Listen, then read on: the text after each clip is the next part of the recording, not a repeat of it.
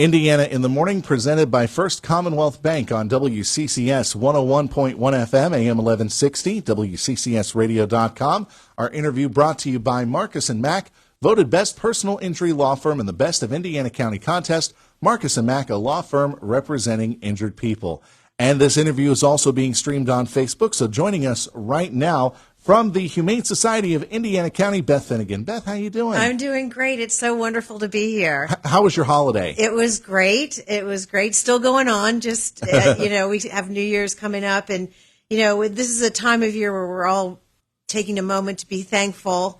And I wanted to start off by thanking everyone who brought presents to our shelter pets. It was just amazing, the items we received. A huge thank you to Margie at Sit and Stay Cafe for putting up the shelter Santa tree, where people could take tags and get specific items for specific pets at the shelter. It was just absolutely wonderful. So thankful about that. That's pretty awesome there to see the community rally around the Humane Society and to support it in that way. I mean, when we think of the gift trees, we think of the Angel Swings program. Didn't know that there was a program for the Humane Society too. Yeah, well, this is the first year we did it, and we'll surely do it again. Excellent. I'm glad it was a success. Now, speaking of successes, I'm sure you probably were listening yesterday. I talked about it in our Guaranteed Good News segment about a shelter east in Pennsylvania clearing out. They had all of their holding pens cleared out. They took the picture, then they had a stray cat come in, but it's still a great achievement. Unfortunately, the Humane Society's full up. Yeah, we are. Well, first of all, we're grateful to hear that news about a shelter out east getting all their animals adopted, and certainly all shelters work towards that end to have successful adoptions. But right now, our shelter is at a full house. We cannot accept any dogs or cats at this time. And I do want to say to the community that we have a waiting list. Get your name on the waiting list if you're in a situation where you need to find a home for a cat or a dog. And we just ask that you please call the shelter. And that way we can get you on the list. And hopefully, the whole trick here is, because we're a no-kill shelter, we can have more space if we have more adoptions. Right.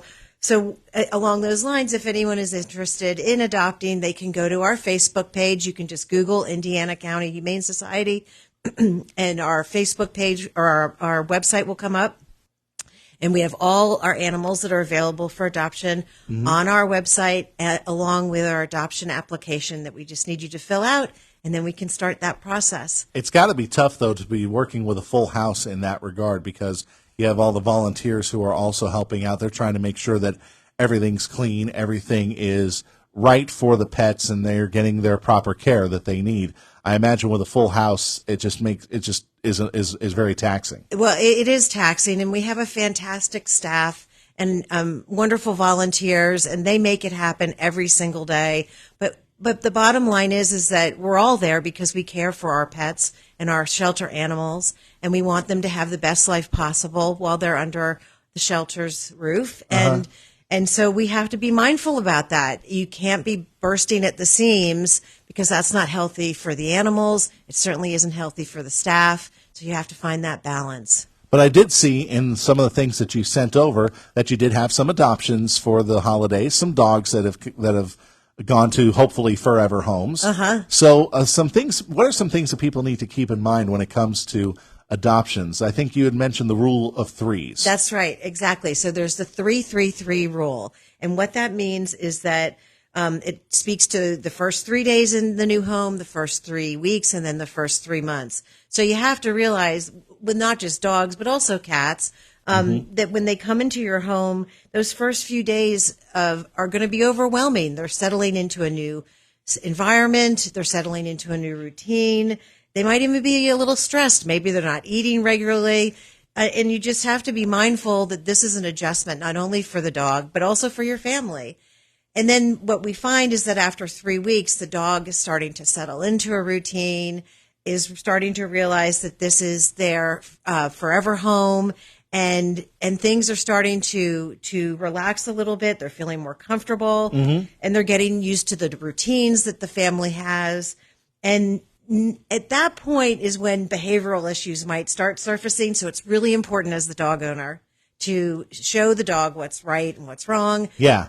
And even to engage the services of a trainer. We have wonderful trainers in town. If you need to do that, that's the time that would need to happen. And then after 3 months, your dog is completely comfortable in your home, and you have built that trust and that bond with your new animal. And they should know at that point what's right, what's wrong, what they can do, what they can't. Absolutely. All right. Yeah. So we just ask that people who have a recently adopted dogs or cats or any animal, that they're patient, that they give it time, that they work with those animals and realize that it's an adjustment not only for the animal but also for their family. And in the end, we wish for happy and successful adoptions into all the forever homes. That's great. So again, patience, truly the virtue. The 3-3-3 rule should be utilized. Just have a little bit of patience, and everything should turn out all right. That's true. All right, excellent. So you took a look at the forecast just as much as I have this morning. We've got good we've had great temperatures so far this winter season. Blessed? We've been lucky. Uh-huh. Blessed. We've been lucky. Yeah, exactly. But temperatures are going to start to fall. It's going to be more winter-like. Yes. We're getting into the 40s tomorrow, upper 30s by the weekend, and going into the new year, upper 30s, low 40s. So we are seeing more winter-like temperatures. And for those animals who are out of doors, they need to be protected. Oh, most definitely. Yeah. So it's really important that even when we take our animals that are usually indoors with us, when we take them outside on cold days, we have to watch for signs. If they're shivering, if they're lifting their paws up, if they're exhibiting indications that they are uncomfortable and that they're too cold, we have to bring them inside. But for those animals that are outside, we do need to provide them unfrozen water, unfrozen food, and shelter. Yeah. And we have to make sure that that's all there for them. But the bottom line is, and we say this all the time, just bring them inside. It may be easier to handle in that case. Yes. Now, say the dog or the dog does have to go outside, we'll say to do its business, to run around, or just needs a little bit of exercise. Yep. Obviously, as you said, you're looking for paws that are kind of going up at kind of like sharp angles or quick movements. Yes. To get their feet off the ground. Obviously, there's a lot of equipment out there, like booties and sweaters and things like that. Things that a dog wouldn't mind, I guess a dog wouldn't mind having on once they get comfortable with it. Yeah, exactly. And you're right. There's sweaters and jackets, and we actually sell all of those at our shelter, at our Martin's merchandise section of our shelter. Great. At great prices. We welcome anyone to come over and see what we have for sale. But yeah, sometimes dogs tolerate those things, sometimes they don't, but that's a good way to help them be comfortable when they're outside on cold days. But again, just watch for the signs. And if we do see an animal in an unsavory situation, whether they don't have the appropriate shelter, or we see that they have cold food and cold and frozen water, and we feel they're not being treated in a humane fashion, it's perfectly safe to go ahead and call the Humane Society, and that way officers can get to the situation. Absolutely. That is an important role that we play in our community. We have 3 humane officers that tend to calls every day. It's just very important that if somebody sees a situation that they're concerned about, that they call the shelter, that they provide as much information as possible so our humane officers can attend to that situation. And if you prefer not to call, you can certainly email our humane officers. Mm-hmm. All this information is on the front page of our website. But we just ask that people don't post it on Facebook. It's hard for us to get the information we need in those situations. Call the shelter.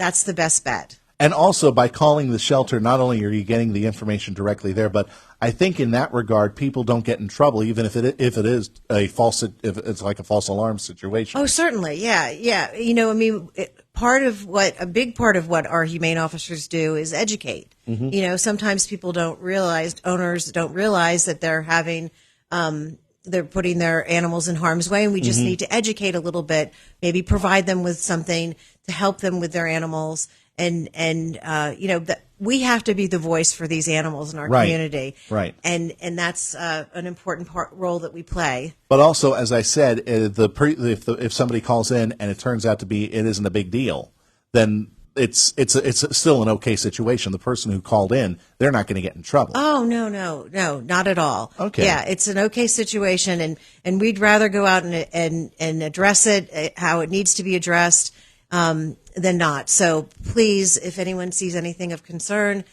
call the shelter and have information available to relay to us, and our humane officers will attend to it. And what's the number for the shelter? 724-465-7387. And again, you can also Google Indiana County Humane Society. It'll take you to their direct page. And you're also on Facebook as well? Yes, we sure are. And if anybody wants to see some great pictures and videos of our animals playing with their Christmas presents, go to our Facebook page. It's really precious. That's some guaranteed good news right there. That's right. I know. Well, Beth, thank you very much. We're just at the mark, but thank you very much for joining us on Indiana in the Morning. Many good wishes for the new year. Hope it's full of good news for you and everybody at the Humane Society. Thank you so much. Thank you again.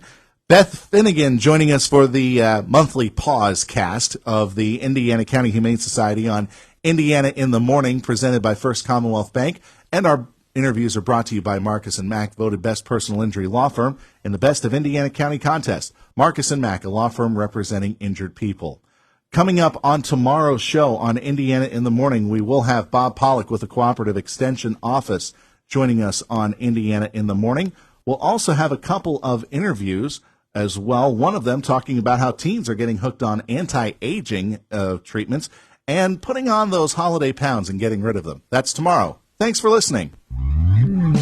This is Bill Hillgrove. On behalf of Mario Luther, his family, and staff, thanking all of you for another